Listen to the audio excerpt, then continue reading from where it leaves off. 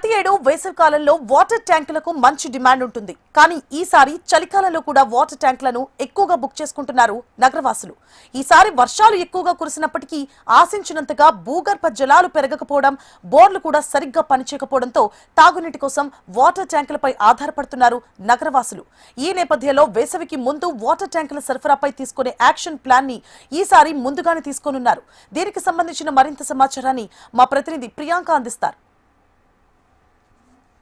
మహానగరంలో సాధారణంగానే నీటి కొరత ఎక్కువగా ఉంటుంది. ఇంకా వేసవి కాలంలో అయితే ప్రత్యేకంగా చెప్పనక్కర్లేదు. మంచినీటి అవసరాల కోసం అయితే తాగునీటి కోసం కూడా వాటర్ ట్యాంకును బుక్ చేస్తూ ఉంటారు నగరవాసులంతా కూడా. అయితే ఈసారి వేసవితో పోలిస్తే వేసవి కాలంలో ఎలా వాటర్ ట్యాంకును బుక్ చేసుకుంటారో అదే సంఖ్యలో ఇప్పుడు చలికాలం కూడా చేసుకుంటున్నారు. అంటే దీన్ని బట్టి మనం అర్థం చేసుకోవచ్చు అసలు భూగర్భ జలాలు ఏ రేంజ్లో ఈసారి ఉన్నాయని కూడా. అంటే ఈసారి వర్షాలు ఎక్కువగా కురిసినప్పటికీ కూడా భూగర్భ జలాలు పెరగకపోవడం కూడా ఇందుకు కారణమని కూడా చెప్పొచ్చు. అంటే మహానగరంలో నీటికి వేసవి ప్రమాద గంటికలు మోగుతున్నాయని అర్థం. నీటి కొరత, ట్యాంకర్ల డిమాండ్ జనవరి నుంచే ఎక్కువగా ఉంటుందని కూడా జలమండలి అంచనా వేస్తుంది.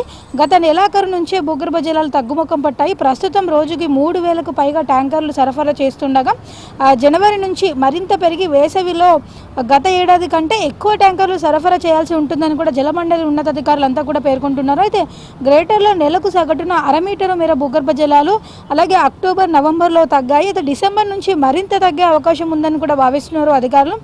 గత జనవరిలో 1,19,752 ట్యాంకర్లను అయితే సరఫరా చేశారు. అయితే వచ్చే జనవరిలో ఈ సంఖ్య మరింత పెరిగి జూన్ కల్లా గరిష్ట డిమాండ్ చేరుకుంటుందని కూడా అంచనా వేస్తున్నారు.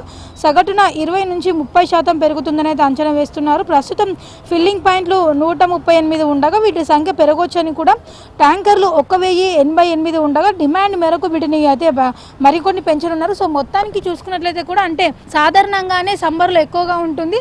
దట్టు ఈసారి వర్షాలు కురిసినప్పుడు కూడా భూగర్భ జలాలు అంతా పెరగలేదు. దాంతోపాటు పెద్ద పెద్ద అపార్ట్మెంట్లు ఉన్న వాళ్ళ దగ్గర కూడా కావచ్చు, నార్మల్గా బోర్లో కూడా వాటర్ కూడా సరిగా పడకపోవడంతో కూడా నీటికి ఇబ్బంది ఎక్కువగా ఉంటుంది. ఇంకా ఎక్కువ జాయింట్ ఫ్యామిలీస్, పెద్ద పెద్ద అపార్ట్మెంట్లో ఉన్న వారందరికీ కూడా నీటి కొరత ఎక్కువగా ఉంటుంది కాబట్టి సో ఈసారి వీళ్ళంతా కూడా ఎక్కువ వాటర్ ట్యాంకులు అయితే బుక్ చేసుకుంటున్నారు. వచ్చే జనవరిలోగా ఇంకా పెరిగే అవకాశం ఉందని కూడా అధికారులు అయితే ప్రాథమికంగా అంచనా వేస్తున్నారు.